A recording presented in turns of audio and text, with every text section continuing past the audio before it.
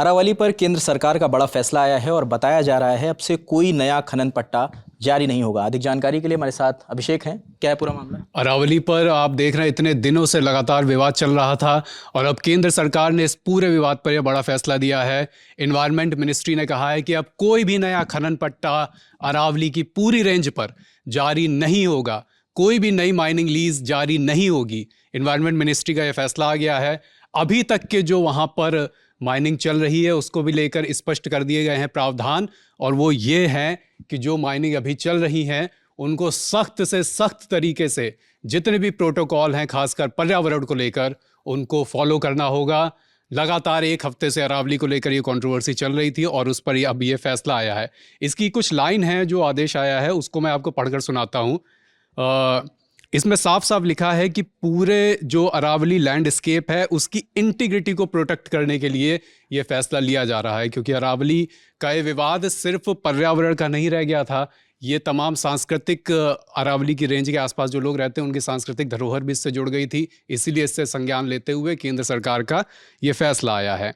इसके अलावा ये भी कहा है सरकार ने कि अरावली के पास forestry research and education ICFRE इनका काम होगा कि वो अरावली की पूरी रेंज पर जितने भी राज्यों से होकर अरावली की पहाड़ियाँ गुजरती हैं वहाँ पूरी रेंज पर जाकर ये देखें कि कहाँ कहाँ कुछ लूप होल्स बाकी हैं जिनका फ़ायदा उठाकर अरावली को नुकसान पहुंचाया जा सकता है किसी भी तरीके से, माइनिंग के लिहाज से या अलग अलग तरीक़ों से।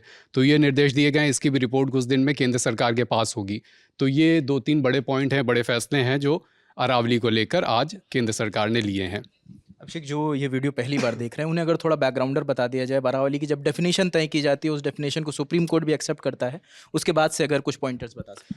अरावली पर सुप्रीम कोर्ट का जो फैसला था वो एक लाइन में ये था कि अब उन स्ट्रक्चर्स को ही पहाड़ी माना जाएगा जिनकी ऊंचाई 100 मीटर या उससे ज़्यादा होगी। इसके बाद इस पर विवाद शुरू हुआ था। यह आशंका जताई गई थी कि ये फैसला आने के बाद खनन को बढ़ावा मिलेगा। अशोक गहलोत ने कहा था कि अवैध खनन के लिए ये एक किस्म का रेड कारपेट होगा। उसी के बाद सारे राज्यों में जहाँ जहाँ से अरावली पर्वतमाला होकर गुजरती है वहाँ पर ये प्रोटेस्ट शुरू हुआ था। कहाँ से गुजरती है ये भी बता देते हैं। ये 4 राज्यों को कवर करती है, गुजरात, राजस्थान, दिल्ली और हरियाणा। पूरी रेंज जो है वो 692 किलोमीटर की है, 3 भागों में बटी हुई है। जरगा, हर्षनाद और दिल्ली अलग अलग राज्यों से गुजरते हुए अरावली की ये श्रृंखला दिल्ली तक भी आती है। जो आप दिल्ली में तमाम बड़े सरकारी स्ट्रक्चर देखते हैं ये अरावली के तमाम रेंज में ही बने हुए हैं। अब वो वैसी पहाड़नुमा स्ट्रक्चर्स नहीं है क्योंकि उनका काफ़ी हद तक समतलीकरण हो चुका है। इन सारी बातों के बाद ये कंट्रोवर्सी जो पिछले एक हफ्ते से आप अलग अलग रिपोर्ट्स में देख रहे हैं, हमारे यहाँ भी आपने उस पर तमाम कवरेज देखी, वो सब छिड़ा हुआ था। हालांकि एक दिन पहले इस पर भूपेंद्र यादव का बयान भी आया था। उन्होंने कहा था कि 22 दिसंबर की शाम को प्रेस कॉन्फ्रेंस की थी। कहा था कि कुछ लोग गलत प्रचार कर रहे हैं कि 100 मीटर का मतलब पहाड़ी के ऊपर से नीचे तक की खुदाई की अनुमति है।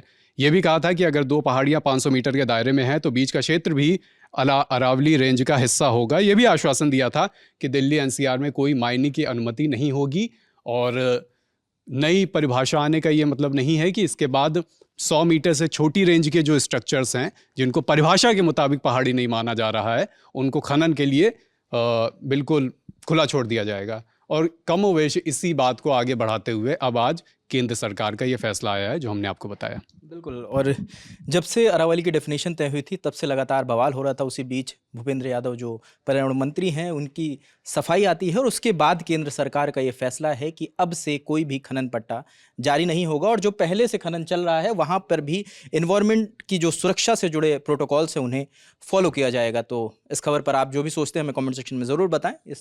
हमारे साथ इस बातचीत में अभिषेक थे, कैमरे के पीछे विजय है, मेरा नाम रजत है। देखते रहिए लल्लन टॉप। शुक्रिया। यहाँ कबूतर एक पंख से उड़ता है और दूसरे से अपनी इज्जत बचाता है।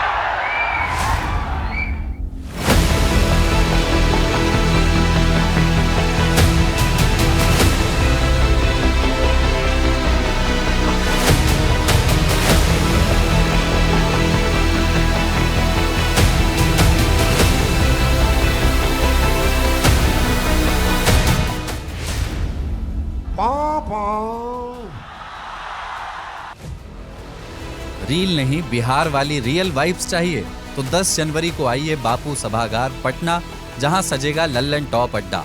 thelallanTop.com खोलो, बैनर पर क्लिक करो और तुरंत करो रजिस्टर और पहुंच जाओ पटना के सबसे जबरदस्त अड्डे में।